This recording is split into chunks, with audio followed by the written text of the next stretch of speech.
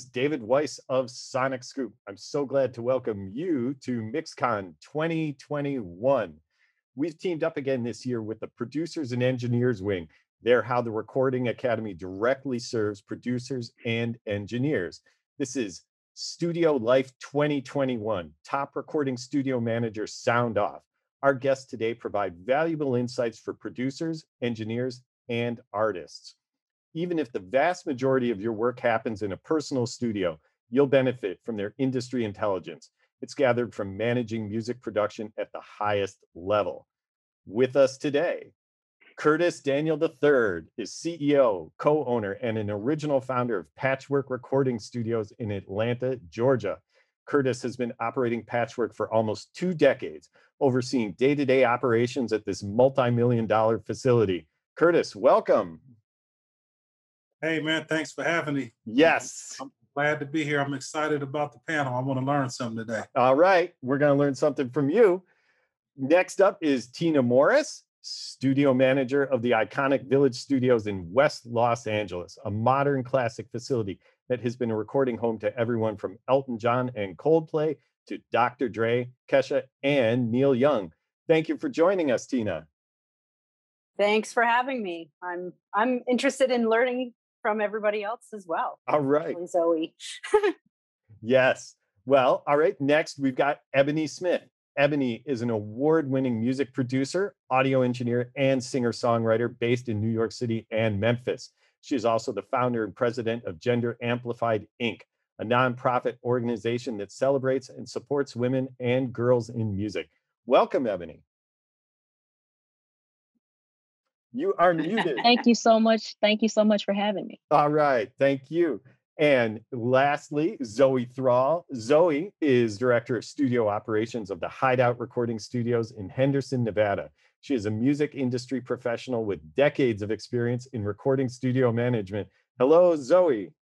Hi, David. Thanks for having me part of the panel. Yes, thank you for joining us. Thank you all for joining us. Now, our distinguished host is Maureen Droney, Senior Managing Director of the P&E Wing and also an author, who helped legendary engineer-producer Al Schmidt, who just recently passed away, with his memoir. It's called Al Schmidt on the Record, The Magic Behind the Music, and it is a great read. Maureen, thank you so much to the P&E Wing for participating in MixCon once again. What's something that our audience might find surprising about the P&E Wing? Well, P&E Wing is always full of surprises, but I guess my quick answer to that would be they may not know that we have 12 chapters. The Recording Academy has 12 chapters around the country, and each chapter has a Producers and Engineers Wing committee.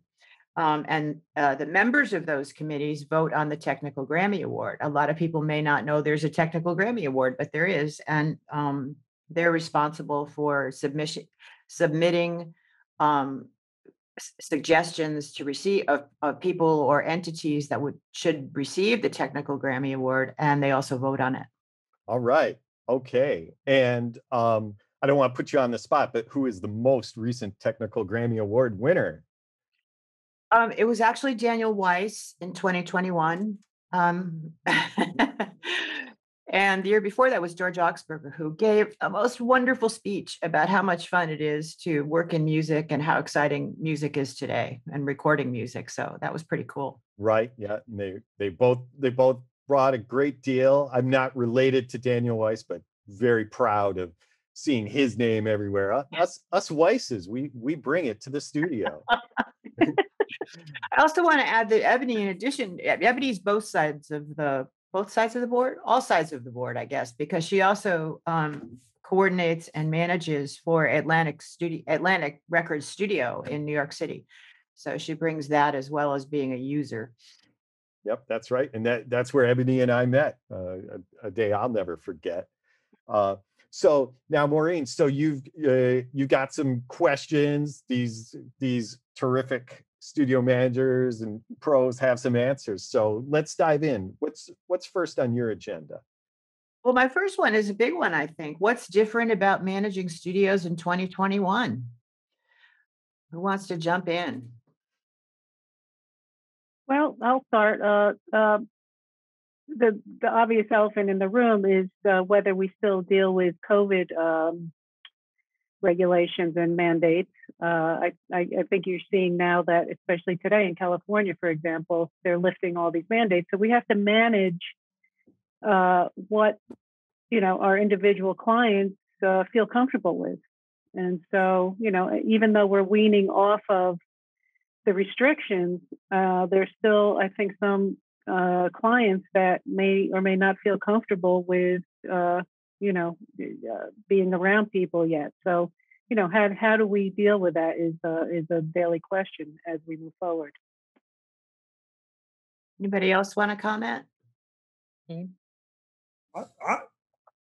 Go ahead, Ebony.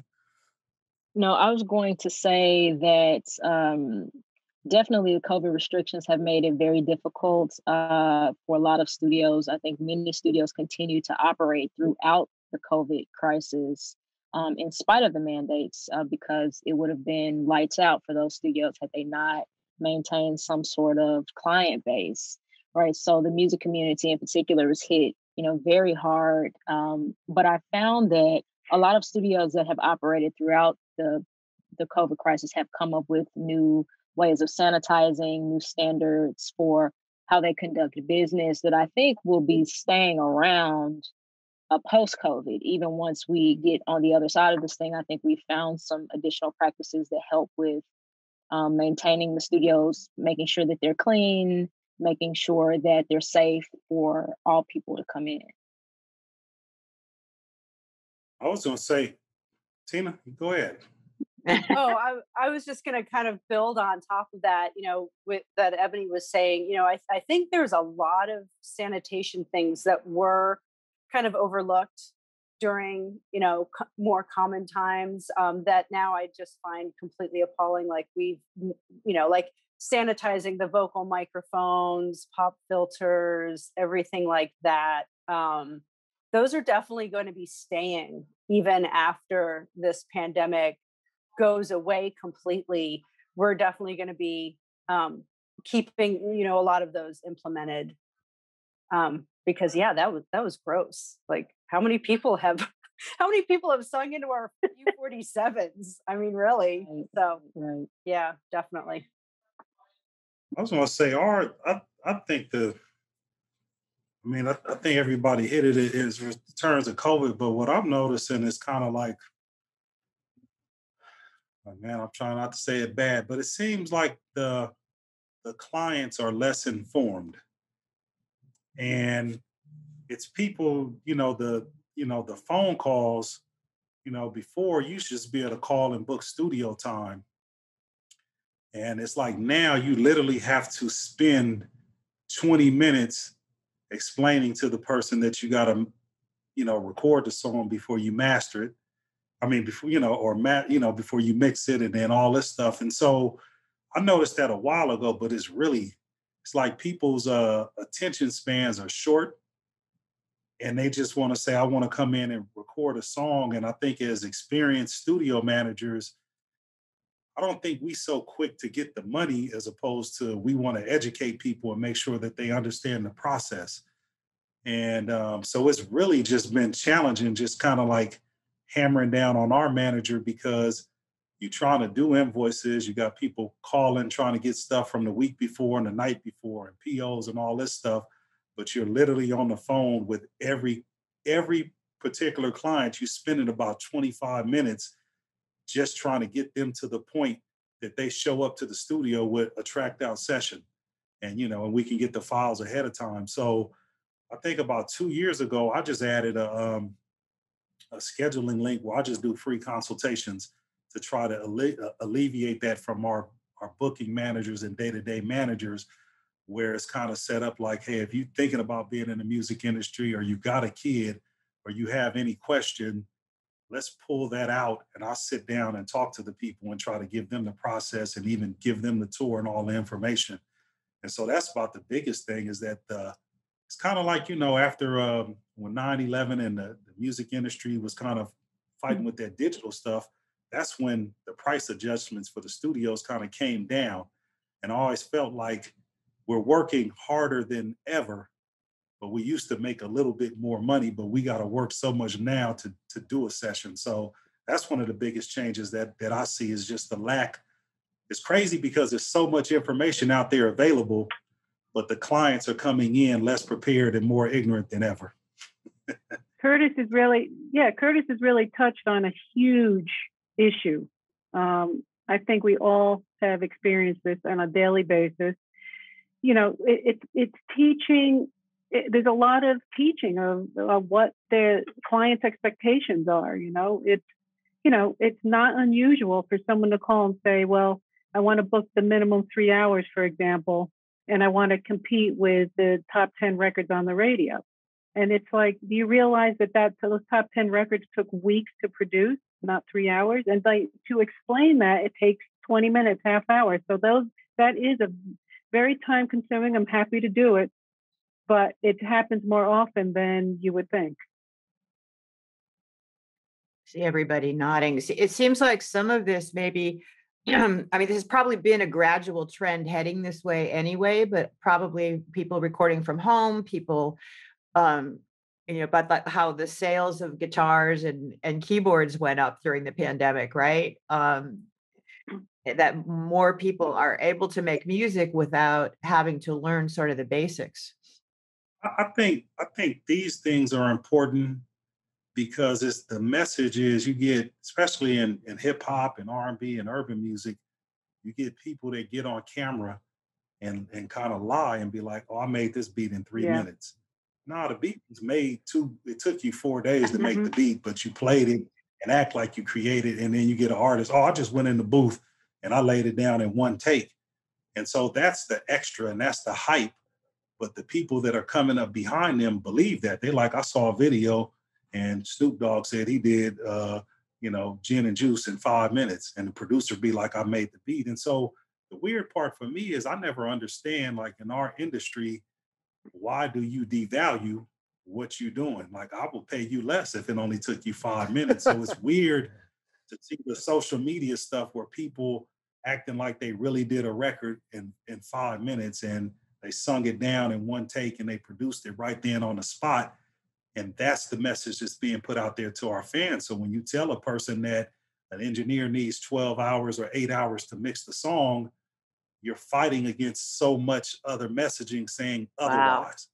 And that's like what I'm learning on the front end is that's why I just said I agreed to do this and why I try to talk out, because the whole message is you can do this, you don't need this place, and it only take this amount of time and you can do it for this amount of money.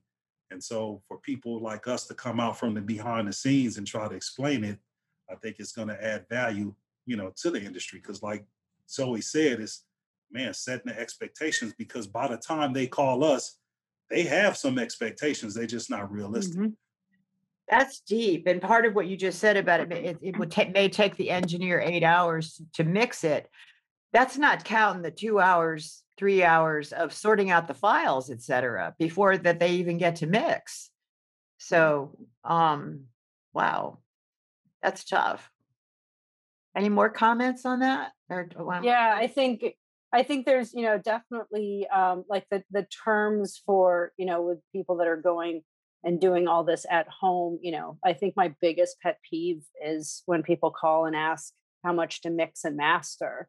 Like it's one, fell swoop, and it absolutely is not. And I always like to take the time to be like, well, when you do, when you are mixing, you mix, and then we send it to a mastering engineer in, a different suite, and it's a perfectly, different person. So, we definitely I like to, whenever anybody calls, I always like to delineate that. And, that's my little like educational PSA for everybody that calls to book time to mix and master. Ebony, you want to comment anything on that, or? I definitely wanted to speak about the amount of preparation that it takes. Curtis mentioned that, I think it was you, Maureen, that mentioned that it could take days just to organize a mix. In fact, in my experience as a mixing engineer, that takes the most time. Like the mix is really not that complicated if it has been set up, but the prep could take a day depending on how many files you get. And it, will require a mix assistant, it would require proper facilities, it would require a decent amount of time just to get organized so that you can mix with speed. And I think it also speaks to Curtis's point about this idea that the producer can make the beat so quickly.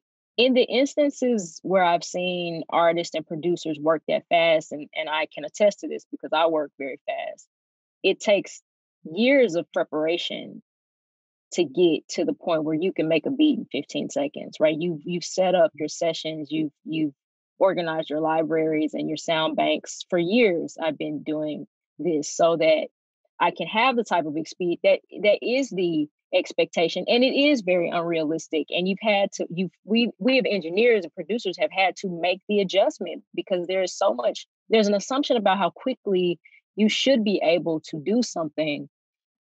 And I felt the need to build speed, and I would drill for years. I would put on a timer and figure out, okay, well, how can I trim time off of how long it takes me to do anything, right? How can I if it's taking me an hour to make a beat, how can I get that down to 30 minutes? How can I get that down to 15 minutes? And I had to drill, not because that's what I wanted to do, but because that is the expectation out there in the public, is that it shouldn't take you but a minute to be able to do something. And in the instances that it does take that short amount of time, it's because people have trained. They've done it so much over so many years that they've been able to get to the point where they can work that fast. But it is an unrealistic expectation, I think, a lot of times, that you can get great quality music in seconds. It really does. Like the records that we really admire and believe in, many of them took months to make, and months of studio time, months of artists being undisturbed, and a lot of times flying away and going somewhere remote just to get out of major epicenters where they could actually concentrate Focus, and make right. something. Right. Because making records is a very complicated process, and it takes a lot of time and care. Well, it's art. You're making art. That was a good topic. Thank you, Curtis. This is new for me to think about, really. And Ebony, the idea of you setting a timer to learn to be able to work faster. Wow. So those are some of the things. I'm sure we'll run across more while we're talking that are different now. What do you think is the same as always in a studio? What things have stayed the same? Anything? I think the aim to really be of service to the music. I think, the customer service and, having the right environment and the customer service to facilitate that golden moment where, a rock star in the 60s, also in the 90s and, the 2000s, like they just want to come in and flawlessly come in and just be in the moment. And like you were saying, Maureen, like create their art. And I think, even though the technology has changed and, we've gone from tape to Pro Tools and, the ease of everything, it's still finding the way to have the artist just be an artist.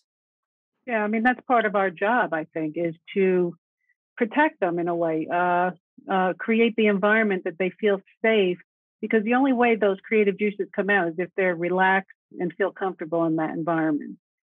So it's our responsibility to make sure that we protect them in the best way I can say it. I'd say I wrote a couple things down, and I think the things that hadn't changed is the process. I mean, you still got to think of a song. You got to do pre-production.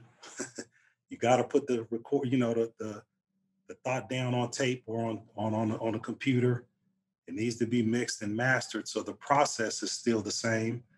I think the vibe is still big. One of our clients always says that there's spirits in these studios of these great people who have come before them, and they leave them in the walls. I think the quality, it should be the same. I mean, I feel like our quality stands up. And so that's consistent. And then I think the talent in the studio is the same. We have the best of the best want to work in the best atmosphere and on the best gear. And they still care about sound. And they know there's a difference between mixing on that board and mixing on Pro Tools. And if they're about that, those are the people that are attracted to the studio. So I still think the talent is the same. And then I also put down the non-monetary value that the studios offer, and the advice is still in those buildings. These people learn so much. We've seen so much. We've seen 30 of you guys come through there over the years. And so all of those things are still in the studio. The multiple monitoring systems, the top of the line microphones, the walls are still in there. These rooms are built correctly. So for us in a professional studio, the room. Yeah. So for us, you know, it's not inventing anything new. It's stuff that, like, I hear you like that record that's out right now, but that one that was done 15, 20 years ago is still hitting. It'll still whoop that new record's butt. And so for us, you know, the thing that changed is how they listen to it and how they consume it. But the stuff that's the same is the process, man. And that's what people be like, you trying to compete with this record by Andre or by Outkast, but Outkast went through this process. They didn't record on a 2-track and master it and put it out. So the more that they want to change it, the records that make it to the top are still going through. You can't cut that you can, but it won't. Those records haven't been proven to stand the test of the time. So I think the only thing that keeps changes is the medium, from vinyl to cassette to CD to streaming, but these records still have to be made, baby. And you know, you can always tell. I can tell records that change when a lot of times your favorite artist's album is probably their first album, because their ass was in the studio and they was around 20 or 30 people. And those 20 or 30 people wouldn't let that whack lyric or that terrible note come out. They were offering input to it. Your least favorite album is that last one that they recorded in their house with nobody around and none of their friends. And now they're not in public because they put the bowling alley in their house, in the movie theater. So they're not picking up on all those nuances that live in the studio. So there's value in the studio, baby. And if you don't believe it, go in the studio. I had one client, I know Tip hadn't been there for a while, and we hadn't changed anything. And he had always said, I love home studios and smaller studios because they give people a reality check. Like when they only come into us, we're like the dreamland. We're a fantasy, so they think everything is great. It's like a person being married for the first time. You married to the fantasy. But if your ass got married and had some rough times, you appreciate the second one. So I see clients who are used to us, and then they go to other rooms for a year or two or a period of time. And then they literally come in my room and be like, I like what you did to the place. The changes you made, man, it feel good in here. And I'll be sitting there laughing and just be thinking like we hadn't changed anything. You just experienced a lower quality product, and now you appreciate this a little bit more. So I'm all for, you know, like I tell people, man, you can put a spin bike in your house, but that spin bike at the gym is a commercial one, and it's better. It looked the same, but it's better, and we better. You know what I mean? We better. We better. Yeah, definitely. Two things that you said there were, well, all of it was good, but one thing was the sound of the room, what it takes. You know, people struggle. I remember, oh gosh, it was an artist that I knew who built a studio and then spent all his money on the gear in the studio and was mixing himself and couldn't get the bass right. And I said, you know, I need somebody to just come help me get the bass right. And what we were trying to explain to him was it's too late. He didn't have the money to pay somebody. He said that was good, right? Because he spent the money on the gear, but he didn't know those things about the room and how that affects what you're doing and the knowledge that goes behind that. The other thing I was thinking about when you said that was a story, and I don't have the details right, but Jack White did one record 8-track, right? Forced himself to just go back and do it on 8-track just to get that experience. And it was like, I've heard him say afterwards, it was like hell. He would never do it again, but he really wanted to do that, to go there and experience that difference, and go back to the beginning and experience it, and then know the value of not having to do that. Yeah. Hey, one other question I wanted to ask all of you is one thing that definitely was there with your studios before was gone, but is it returning, is these serendipitous meetings between artists, producers, and engineers that are really considered to be such an important component of a commercial studio. Is that coming back? Are we there yet? No, it never left. Absolutely not. And that was one of the things that I wanted to mention as being, I would say, probably the most important component of the studio is the culture, and what it produces is an environment where like-minded creatives come together, and typically you get the same type of folks who want to be at specific studios, right? You get the same type of people who come to a village, or the same types of people who come to a patchwork, or the same type of people, even in the case of Atlantic Records Studio. All the artists are different and are across genres, but they're all Atlantic artists, and they're all signed under the umbrella of Atlantic Records, and that's a type of family, right? So there's a family aspect to studio culture, and in the spaces that I've been in just in the last 2 or 3 weeks, it's been actually quite interesting to see just how many coincidental, serendipitous, random meetings that have happened, random connections. I've probably been to 6 or 7 studios in the last 2 or 3 weeks, making records and doing meetings and just kind of popping in. And I've made an infinite amount of connections, right? Because every connection you meet, every person you meet is connected to 1,000 people, right? So if you meet 7 people, you've met 7,000 people, right? So especially in music, because we're all connected. So it's really interesting to now be in a place where we're getting FaceTime again, and we've all been on all these Zooms, and so many people that I'm meeting physically, I met already many times on Zooms, and so it's actually good to put a face to a Zoom in that way, or a in real life face to a Zoom face. And so I think, yeah, that aspect has never left. It's returning in full force, though. If it's left partially, it's returning in full force. And I'm really excited about that. Fantastic. Yeah, I'd like. Oh, sorry. No, go ahead, Tina. Yeah. I'd like to just add on to Ebony's, just like I just met Ebony, a couple weeks ago in person after meeting on a Zoom at the studio. But I think it is, the community. It's a small, it's a big community, but it's also a very small world. And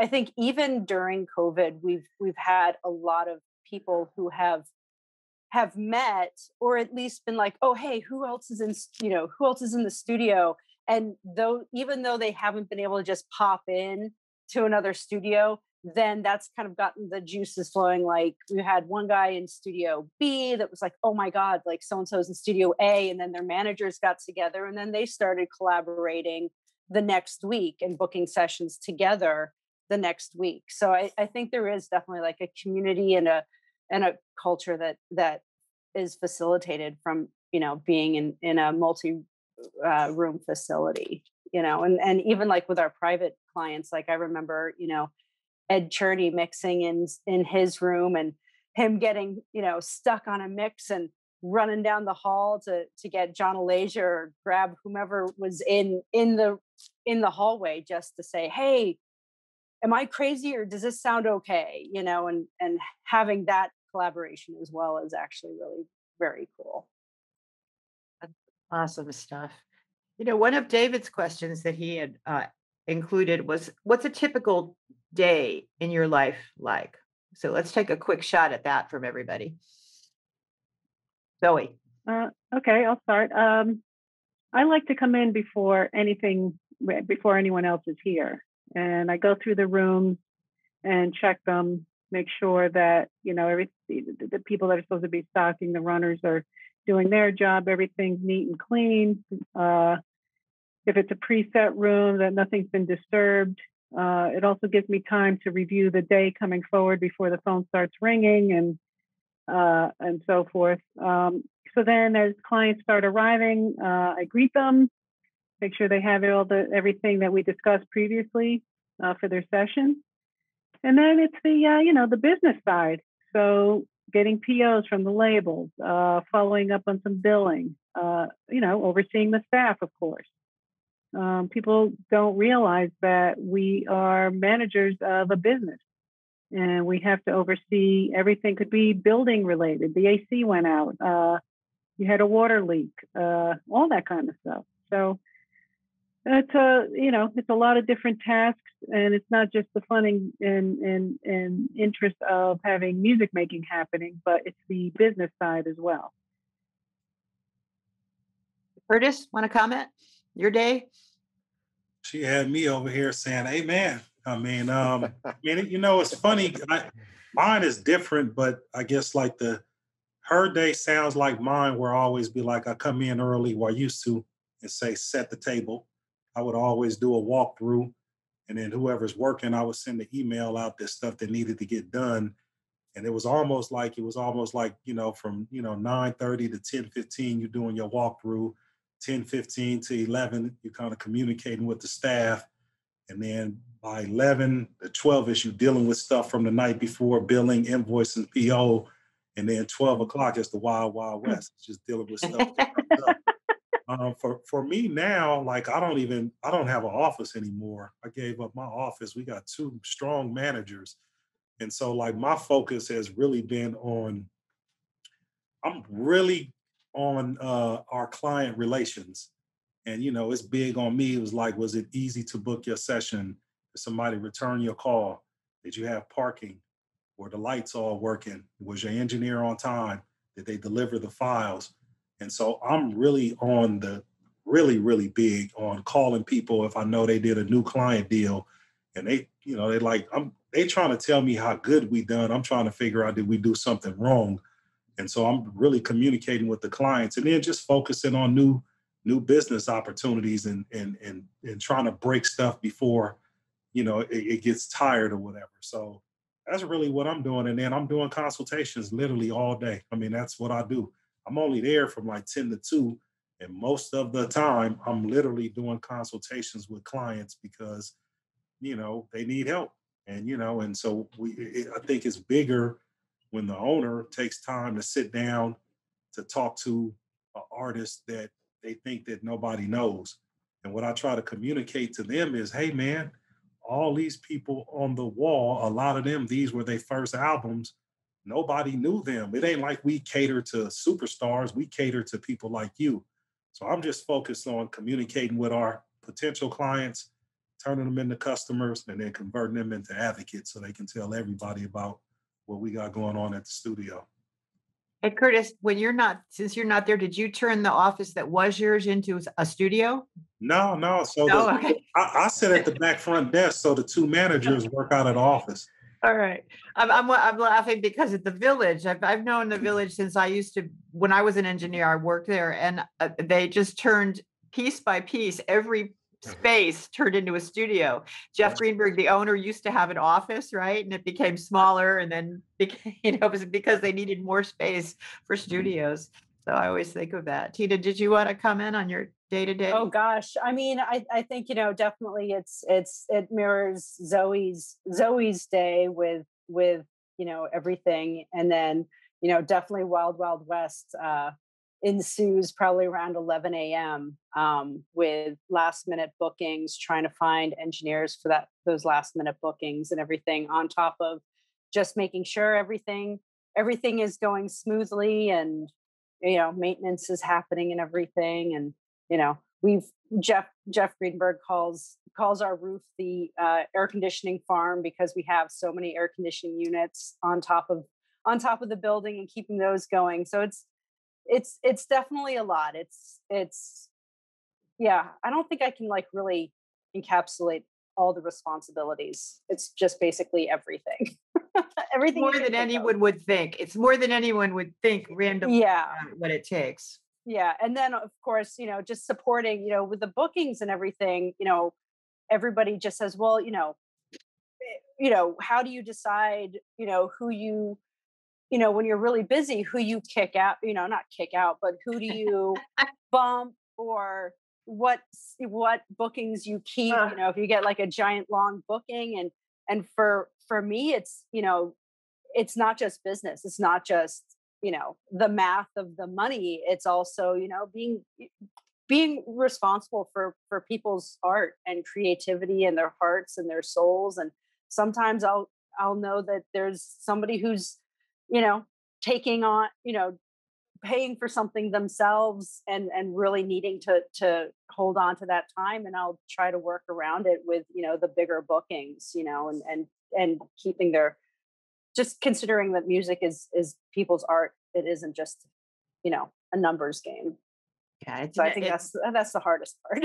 I think never easy. If you don't have bookings, you're really worried because you got a staff to pay. But when you're busy, you also are managing all of these different people who want the studio. And the worst thing is to have to tell somebody, no, I don't have room for you. I hate to say no. And it's, at this point right now, I'm getting bookings where people are calling and I'm telling them, I'm sorry, I can't, because I've got Pro Tools rigs right now at the studio in closets just to try to fit as many people in as possible, because there's so many people that want to create right now. It's interesting. You should come back. Anything you want to add, Ebony? Yeah, I mean, I think COVID-19 definitely changed the Atlantic way of doing things for some time. We have our studio space in New York City, where I'm the senior engineer producer. But during the COVID crisis, our studios were closed, and they've been closed for a very long time. They're just now opening up. So I've had to work a little bit around the country. So I've been working all over, really, in Brooklyn and down here in Tennessee and Los Angeles. And it's been a really great education because I already didn't have a typical day, but now I really don't have a typical day.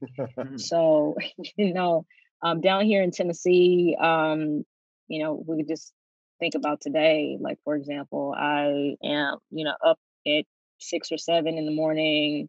I do prayers, meditation, I hit the gym, and then I'm typically at the studio as soon as I can be around 11 or so. So I got here to this particular studio. I'm at David Porter's studio today working on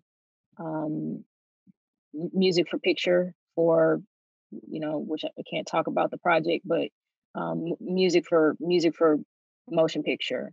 And I have an artist in town that I'm producing who flew in from LA. So I'm going to go to another studio right after I get off this call, where I have my band and the artist waiting, and we'll go until about 12 tonight or so. So that's today, right? And tomorrow will be some version of the same thing. And also right next door in this particular studio, I'm also kind of like, I can't be completely hands-on, but also like there's David Porter is working on some music that he is revisiting, reproducing some of his old catalog work. So I get to kind of be a part of that just by virtue of being here and checking in on that and assisting when I can, when I have, 15 minutes or so to kind of tuck in that room and meet people and be a part of that history making, because that's important. Like, that's my legacy as a Memphian, but also as a lover of Stax Records and as an engineer at Atlantic Records. A lot of people don't know that Stax was distributed by Atlantic. So there's a bridge there that is very important for me to maintain. But that's like how it's kind of been, I'm kind of like stepping out a little bit more, but also keeping my foot grounded in the New York studio as well. So I'll be returning back there. And at that time, I think my schedule will resume what it's kind of looked like over the last couple of years. Can I say one thing real quick? And I think that everybody talked about their day, but for us, the whole other that nobody talk about is our staff. Just dealing with, you got to always tell people, I be telling my parents, like, we work with creative people. And creative people are moody and emotional, and they, you know, you need to kind of manage that. So like we do so much just, you know, kind of dealing with getting the clients and billing and paying in the business.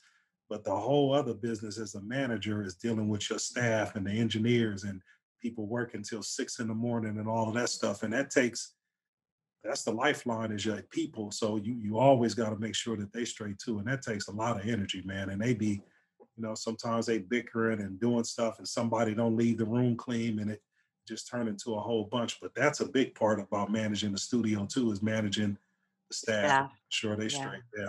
Yeah, and our day doesn't end. Our day doesn't end when we go home. You know, you're still getting calls, fielding calls, whether it be from a client or from the staff or any number of reasons and concerns. So that phone is going all day and all night. I know David's watching the time for us, but there are a couple of things I really want to get to. One of them is etiquette and studio etiquette. You know, home studios, pop-up studios, generally non-traditional spaces that people work in are very useful, you know, and everybody has them. Not everybody, but most people have them. But some of them, or maybe many of them, you know, lack that traditional supervision over how things are done and how people are treated. And I've heard some examples that, you know, people felt uncomfortable in the studio because of people's behavior. And I think back to the classic studio model where the manager of the studio set the tone and, you know, would really, as you were just saying, Curtis, take care of their staff too and make sure that their staff was treated properly.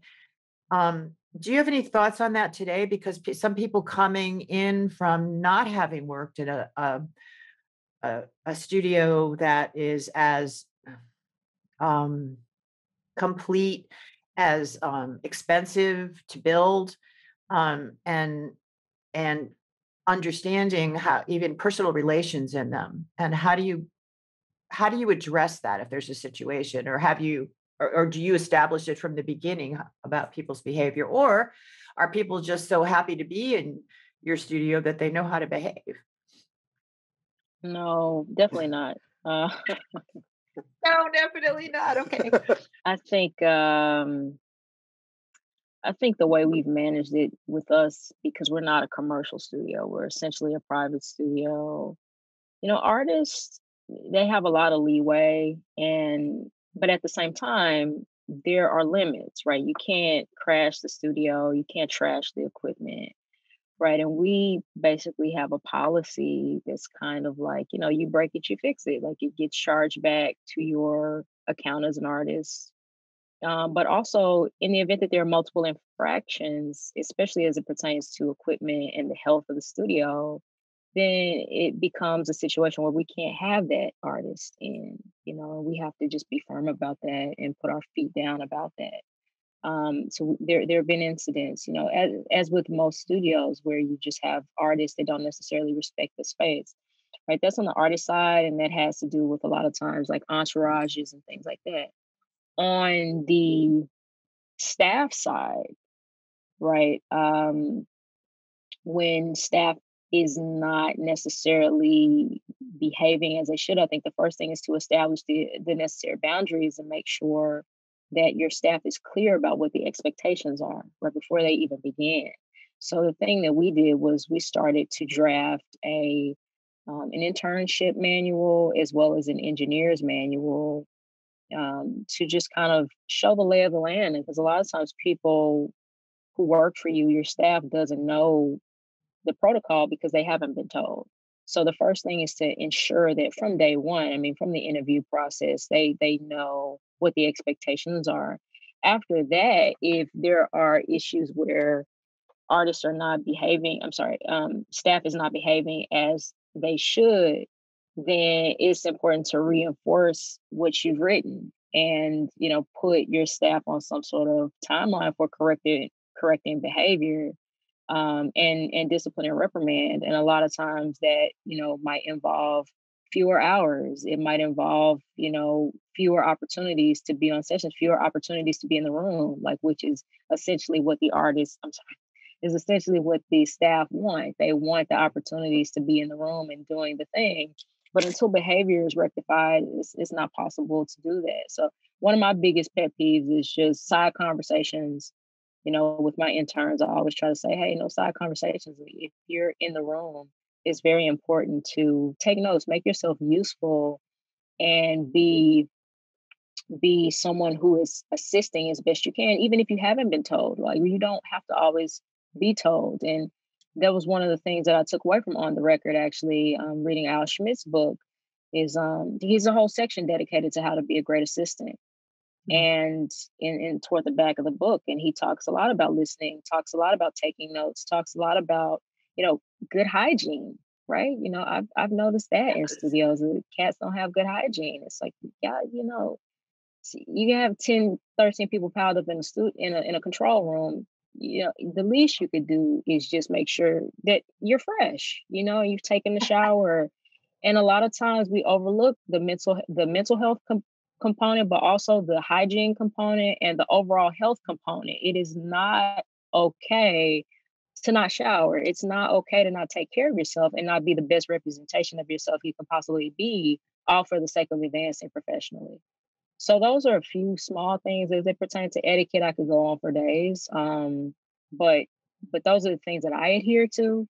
And also some of the things that in the studios I've had a privilege to work for, we've helped to institute. Anybody else? I mean, I think, just having, I think having the staff follow the, your culture is very important. Like, for us, we are very, for the Village, we make sure that we do have a lot of female and male engineers and runners. And I feel like that has had a positive impact on the clients and how the clients feel in our studios, is knowing that it isn't just, a boys club. And we've even gone as far as to take action when a session, says like, oh, we wanted a male assistant. And we've gone in there and just, flat out told them, this is your you have a female assistant. And if you don't feel comfortable with that, you can leave. Wow. And we've done that a couple of times, because it's, we don't, and that's just the culture that we want to have. And it's created, where a lot of female clients, very big female clients have mentioned that they are very comfortable at our studio, because we, even our male employees, they're sweethearts. Everybody, like every client feels just very comfortable with any of the engineers that we have in the rooms, which is really great. The other things are just making sure, if something is wrong, say it. We don't allow like a rumor mill.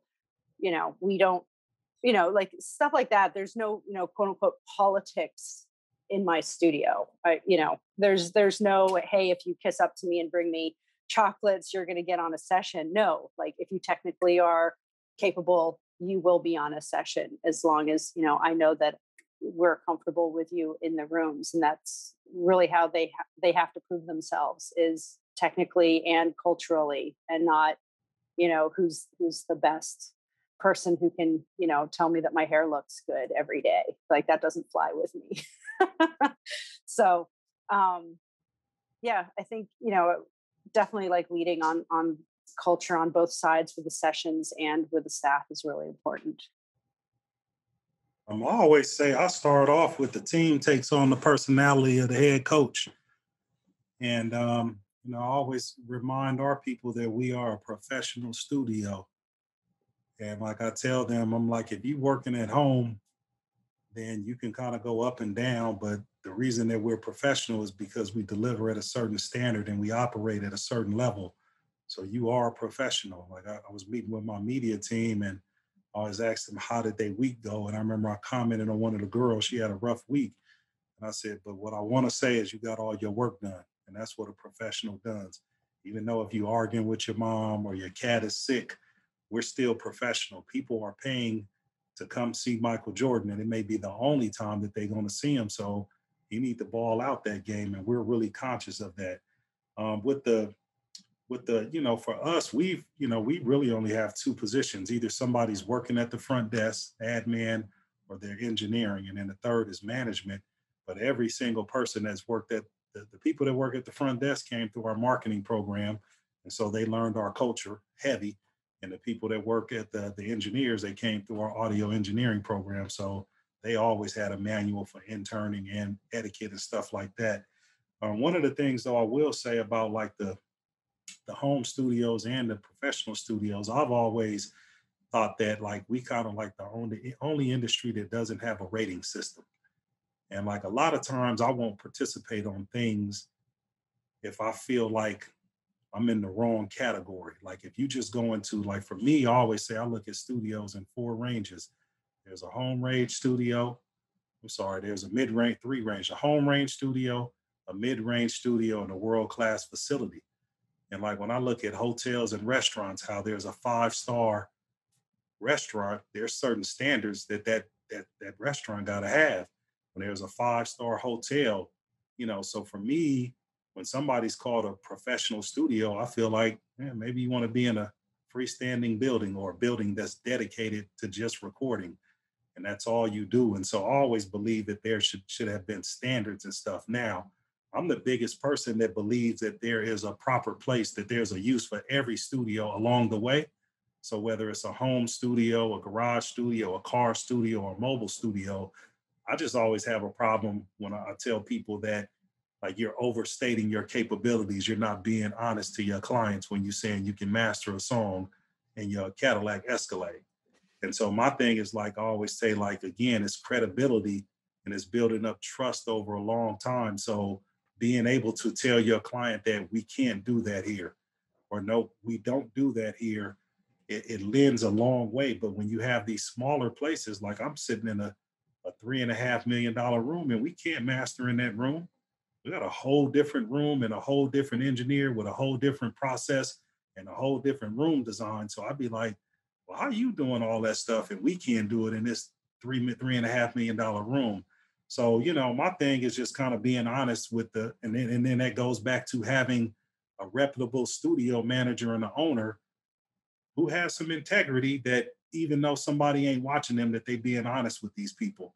And, that's one of the things I wish that we did have, like, it's kind of like not to make people look bad or worse, but, if you going on Google and type in recording studios in Atlanta, the dude with the studio in his mama kitchen, the first line, it says Atlanta's #1 recording studio. And that's a problem because we get new clients that are coming to our business, and somebody may have a slick marketing campaign and they end up over here and they think that that's what a studio is. And until we have some type of authority that's ranking these studios and setting standards for what you need to be called to be a 5-star or a professional studio or a mixing studio, I think we'll always tend to have some glitches in the matrix. And my style, I always say, is to kind of go down to the lowest common denominator. And that's the common denominator. And that's why when somebody calls me and asks me to be on a panel, the first thing I say is, who's on the panel? And if they start naming off these studios, and I say, by me coming on the panel, I just gave them credibility. And nothing wrong with them, but that ain't no studio, man. That ain't no professional studio. So I'm not going to stand next to them, because either one or two things is going to happen. Either I'm going to bring my brand down or I'm going to pull theirs up. And I'd rather just sit on panels with people where we operating on the same level. You know what I mean? And I like to talk about the distinctions about what puts us on a different level. I like to talk about them all the time. David, you had one question. Do you still want to ask, or did we kind of cover that? At which stage in production should personal studio-based producers and artists be using world-class studios like yours for their project? We have time for another topic, and I definitely want to get everyone's input on that. Yeah, that's the question that I put. At what stage in production should personal studio-based producers and artists be using world-class studios like everyone hears for their projects? So yeah, when they done playing around. All right. Hey, I'm a big fan of the software and the ability to, everything's so compact, the way we do things at home, right? I'm a big fan of that because you can do a lot of work. The tools are there for young people to, learn and branch out and figure stuff out before they come into a studio. However, the time to come in is usually sooner than they think. Maybe the songwriting process starts at home. And then beyond that, you start coming to the studio. And, we have a studio where you can build in stages. You don't always have to be in like the quote unquote A room all the time. We have smaller production rooms, for example, that you can do a lot of work in at a reasonable cost, but the environment is it's professional. It's critical. The acoustics are critical and well done. And that all contributes to the final outcome of the product. So, I say the sooner you come here, the better. I mean, for what I have, what I've realized is, we're able to take part in like any and all parts of the process, but some people, and these are all, albums that have come out, have won Grammys and everything, like sometimes, like in the olden days, when you needed a tape machine, you needed to do the whole thing. You needed a lockout for months or years. That's not the case anymore because of all the technology and all the talent that's out there that can do stuff at home. And I really appreciate that. What I've noticed is like some people will be like, I need to get the basic tracks done, and they'll they'll rent out Studio D or Big Room and get like really great basic tracks, and then they'll take it home and then they'll finish the project. Or we're there for overdubs in our Studio F because they just need like the right the right vocal performance. And then, some people just do it all at home and then they'll come in and mix. So, for us, I don't think there's like a proper point, but I feel very thankful that people allow us to become part of their process in all these different stages, because it is kind of like plug and play, and you can kind of like meld it to what you're there's the dog. And you can, kind of meld it to your budget and, what you are able to do. And then we are also very thankful that some people come in right at the very beginning and stay all the way to the bitter end. So it's a mix and match situation. Right. I was going to say, like, jokes aside, I think people should come when they're ready. And then it's kind of, again, about being honest about your situation. So if you at home and, of course, you can do pre-production anywhere. And if you got a good vocal booth, then maybe you can do your vocals at home, but your room isn't tuned. So maybe you can't mix, and then you go to the studio to mix. If you got a good facility where you can hear and a talented person and they can mix the record, then you go when you need to master. And sometimes records are done, they just come for paperwork or distribution. And so it's kind of like, I don't think that any of the people on this panel have been successful trying to sell or convince people that they need to come to the studio. People really come when they need help, and we're there to pick up with them wherever they need help. It's kind of like you can plug in wherever you need help, man. If you ain't do anything here and you just want to do a listening party, then that's when you need. Good stuff. David, do you feel like your questions have been answered? Oh, that and more, much more. Well, though, I did want to ask everybody one last thing, which is, I want to know, what do you do when you're not studio managing and not engineering and you're nowhere near the studio? Cook. That's right. Zoe's a good cook. Oh, yeah? Mm-hmm. Yeah. I've heard. Mm-hmm. All right. Yeah. And I agree that that's a fantastic way to unwind, because it's very analog and tasty. Ebony, how about you? I like to cook too. I cook a lot. Yeah. This is getting universal. How about you, And we Tina? know she meditates and goes to the gym in the Right? morning. Yeah. No, that's some balance. That's very good. Tina, how about you? Oh my gosh. I'm kind of ADD on what I do in my free time. I garden, and then once I get the veggies from my garden, I cook. When there's no veggies to cook, I knit and photography. Right. Okay. She knits. I didn't know that. Yeah. Oh yeah. Yeah. See? I was gonna say, wow, fantastic. Curtis. I'm you know, I always tell people I graduated high school at 200 pounds. Then I graduated college at 230. And then in July, I was 306. That's too much.